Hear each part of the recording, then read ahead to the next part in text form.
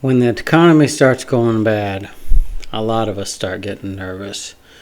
We start worrying if we're going to get laid off, how we're going to make ends meet, collecting unemployment, how long it'll take to find the next job. Unfortunately, there is no certainty in life, even if our jobs are secure. Some of us worry about our health.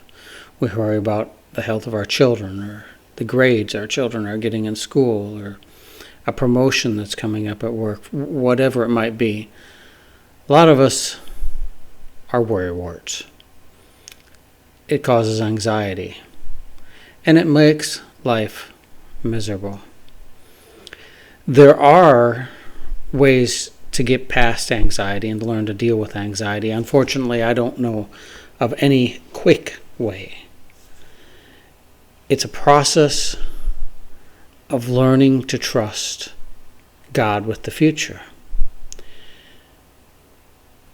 Each of us are like pilgrims. When the pilgrims left Europe sailing for America, they did not know what was in front of them. When the pioneers left the East and went and settled the West, they didn't know what was in front of them. We have to take each day as it comes and live one day at a time. Now, we can plan for the future. We put money in the bank and we have a little reserve there in case bad things happen. We do maintenance on our homes so that the roof doesn't start leaking or the foundation doesn't give way. There's reasonable things that we do for planning, but ultimately a lot of things are out of our control. And we just have to go with it, just like the pioneers did. We just have to trust God. Now, Jesus dwelt quite a bit on this in his Sermon on the Mount. And if you would like to turn to chapter 6 in Matthew, let's take a look. There's a memory verse that a lot of churches or children's classes teach children to remember, and that is Matthew chapter 6, verse 33. It's right out of the Sermon on the Mount. So let's start with that verse and then give it a little context.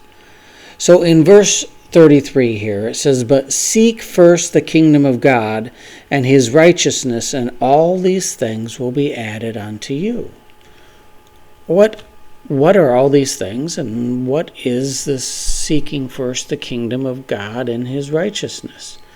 Well, to find out what all these things are, we could back all the way up to verse 25 and read the whole thing, and I would suggest you do that on your own. But in verse 25, he says, "Therefore, I tell you, do not worry about your life, what you will eat or what you will drink, nor about your body, or about what you put on. Is not life more than food, and body more than clothing?" And this is the base. This is where Jesus starts out with this sermon, or this portion of his sermon, and then he builds up to the verse that I just read. Now, after the verse I just read, which is verse 34, it says, "Therefore do not worry about tomorrow, for tomorrow will worry about its own things. Sufficient for the day is its own trouble." That's where we want to be, a one day at a time attitude. Being able to accept the things we cannot change, and courage to change the things we can, and this wisdom to know the difference between the two. This is something that comes with time. And unfortunately, I don't know of any quick fix. But we can get to the point where we trust God. We don't trust God, not to the point where we think he will provide prosperity every day and we'll never have any difficult times.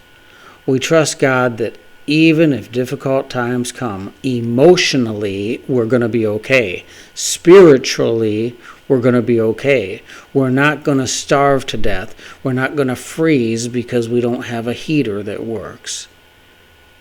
ultimately we're going to be okay, and we can get to a point where our anxiety doesn't take control, because we can trust that even if bad times, economic bad times come, even if ill health comes, emotionally and spiritually, we will be okay. And that takes time, but is achievable.